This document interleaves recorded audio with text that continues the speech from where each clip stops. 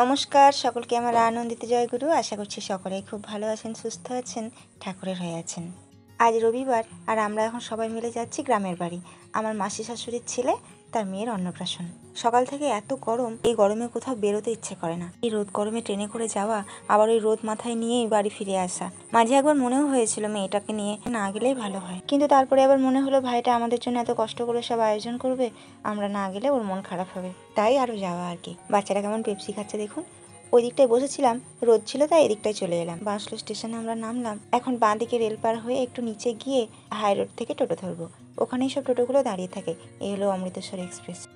ওই যে দূরে বাড়িটা দেখা যাচ্ছে, ওটা আমার বড় শ্বশুরমশাইয়ের বাড়ি। অবশ্য অন্য গ্রামে। আমাদের দেশের বাড়ির রাস্তা হলো নদীর ধার বরাবর। টোটোয় চাপলে স্ত্রীর খুব আনন্দ হয়। আর ওই যে বাঁশলই নদী, নদীর জলটা দেখুন কি সুন্দর পরিষ্কার আর টলটলে। নিজেদের বাড়ি ছিল তখন টুক করে বিকেলবেলা চলে আসতাম। এই আজকে এলাম, আবার কবে আসবো কি জানি। আগের একটা ভ্লগে আমাদের এই বাগানের এঁচড়ের কথা বলেছিলাম, আপনাদের মনে আছে হয়তো। এই হলো সেই বাগান। পাড়ার কেউ একজনকে বললেই ওরা আম পেড়ে দেয়। মজুরি তো নেয় না, তবে আম দিয়ে দেয়। এই বাগানটায় শুধু চ্যাটার্জি আর হিমসাগর আছে। এটা হচ্ছে হিমসাগরের গাছ। ওই যে দুটো দেখা যাচ্ছে, এই আমগুলো না আরো মোটা মোটা হয়, কিন্তু এসছি বলে পেরে নিয়ে যাচ্ছে। এই বাতাবি গাছটা এবারেই প্রথম ফল এসেছে।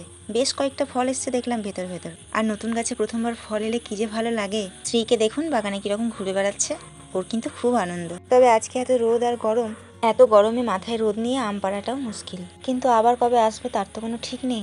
তার উপর বাগানটা বিক্রি করার কথা তো চলছেই। গাছটা একটা এঁচড় দেখলাম হাতের নাগালের মধ্যেই আছে। খুব আনন্দ হচ্ছিল জানেন। শ্বশুরবাড়ির গাছের কাঁঠাল নিজের হাতে প্রথমবার পাচ্ছি। যদি এটা এঁচড়ই হয়ে আছে, কিন্তু আমি আচার দেবো। দিদিভাই দিয়ে পাঠিয়েছিল পাঁচমেশালি আচার, স্ত্রীর খুব পছন্দ হয়েছে। ও তো যখন তখন এমনিই খেয়ে ফেলছে, তাই ভাবছি আর একটু ওর জন্য বানিয়ে নেবো। ছোটবেলায় এই আঁশফলগুলো কত পারতাম গাছ থেকে, আর ওই হাতটা থেকে বিচ্ছিরি একটা আষ্টে গন্ধ বেরোতো। এটা আর একটা গাছের কাঁঠাল, ভালোই হলো। ভেবেছিলাম কাঁঠালটা ছোট হবে, তো আর একটা পেয়ে গেলাম। কত আঠা পড়ছে, একেবারে টাটকা। কাঁধে গামছা নিয়ে এবারেই লাগছে গাঁয়ের ছেলে। সব গাছগুলোর মনে হয় পারবে না। ছোট মায়ের গাছের আম কি মিষ্টি কাঁচাতেই। মা একটা কেটে দিল, খেয়ে যেন মনই ভরছে না। আর এই হলো আমার শ্বশুর বাড়ি। ওই যে বাড়িটা দেখছেন টালের, ওখানে একটা বড় আম গাছ ছিল।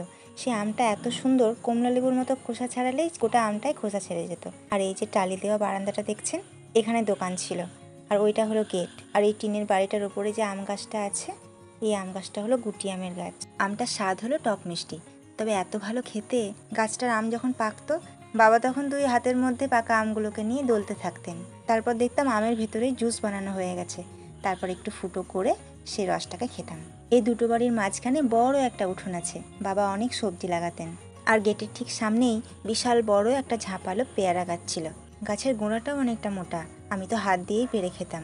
পেয়ারাগুলোর গা চিকন ছিল না, কিন্তু খুব নরম আর খুবই মিষ্টি। সজনে গাছটার শাকগুলো কি সুন্দর হয়ে আছে, কিন্তু দেখেই বা আর কি করবো। যা কিছু আমাদের ছিল সবই তো এখন তাদের হয়ে যাচ্ছে আস্তে আস্তে। মা যেখানে দাঁড়িয়ে গল্প করছে, তার ঠিক সামনে কিছুটা দূরে আর একটা বাগান ছিল। ওটা শুধু হিমসাগর আর গুটি আমের। ওটা বাবা বিক্রি করে ফেলেছে আগেই। ওই যে দুটো কাঁঠালের গাছ দেখছেন, বাবা কদিন আগেই এসে দুটো কাঁঠাল ফেলে নিয়ে গেছিল। ও বাড়িতে ওই কাঁঠালটা রান্না করা হয়েছিল, কিন্তু আমি রেখে দিয়েছিলাম পাকাবার জন্য। গাছটার কাঁঠাল এতটাই মিষ্টি যে পাকা খেতে ইচ্ছে করে। খুব বড় সড়ো কাঁঠাল তো হয় না, আবার রোয়াও গোনা কয়েকটা হয়। চলুন এবার ওদিকটায় যাই, দেখি মা কি গল্প করছে। ফুলগুলোর কালারটা দেখুন, দেখি দু একটা যদি বীজ পাওয়া যায় তাহলে নিয়ে যাব। সত্যি ওর খুব কষ্ট হচ্ছে, এত গরমে এভাবে কাজ করা অভ্যেস নেই। শরীর টরীর আবার খারাপ হবে কিনা কি জানি। তবুও ওর আনন্দটা দেখুন, আম দেখাচ্ছে কিরকম ভাবে। অবশ্যই নিজেদের হাতে মানুষ করা গাছের আম, আনন্দ তো লাগবেই। চলুন এবার যার জন্য এত কিছু তাকে একটু দেখাই। আমাদের সেই রাজকন্যা এখন স্নানে ব্যস্ত।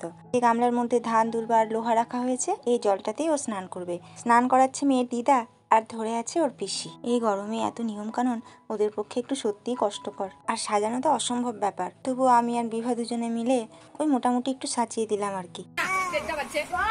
কি হয়েছে সোনা? থালার মধ্যে পায়েস আছে আর মহাপ্রসাদ, আর ওরা যে দুটো জায়গায় পুজো দিয়েছিল সেই দুটো জায়গায় প্রসাদ রাখা আছে। আর একটা বাটির মধ্যে দুধ রাখা আছে মুখ ধুয়ে দেওয়ার জন্য, আর একটা বাটির মধ্যে ঘি আর মধু দেওয়া আছে। সোনার আংটিতে করে 3বার পায়েস নিয়ে প্রথমে শুঁকে ফেলতে হবে, তারপর মুখে দিতে হবে, কিন্তু তার আগে আমাদের মহাপ্রসাদ দেওয়াটাই নিয়ম।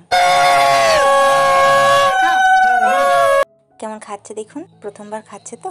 এদিকে স্ত্রীও নতুন সঙ্গী পেয়ে গেছে, ওর তো খুব আনন্দ। এবার ঘরে ফেরার পালা। আমরা ওখান থেকে বেরোলাম তখন 4:30 নাগাদ, এখন বাজে 5:30। আজকে অবশ্য ট্রেন লেট, কি জানি কেন। এই হলো বাসলই ব্রিজ। আসলে ব্রিজটার সামনে আর তার থেকে কিছুটা এসে হলো এই স্টেশনটা। স্টেশনটা অনেকটা নিচে জানেন, ঢালাই দিয়ে উঁচু করা হয়েছে। আগে যখন ট্রেন থেকে নামতাম তখন লাফ দিয়ে নামতে হতো, আর মালপত্র থাকলে কেউ আগে ট্রেন থেকে নামতো, তারপর তাকে দেওয়া হতো, কিংবা ট্রেনে উঠলে কেউ আগে উঠতো, তারপর তার হাতে তুলে দেওয়া হতো। এইরকমভাবে যাওয়া আসা করতাম, কিন্তু বেশ অসুবিধা হতো জানেন। সেই জন্য আমরা স্কুটিতেই বেশি আসা যাওয়া করতাম। শ্রী ফাঁকা প্ল্যাটফর্ম পেয়েছে, শুধু দৌড়ে বেড়াচ্ছে। চললাম তাহলে। ভিডিওটি এই পর্যন্তই। ভালো লাগলে অবশ্যই একটা লাইক করবেন। সকলেই ভালো থাকবেন, সুস্থ থাকবেন, আর মনের মধ্যে এক রাশ আনন্দ নিয়ে দিন কাটাবেন।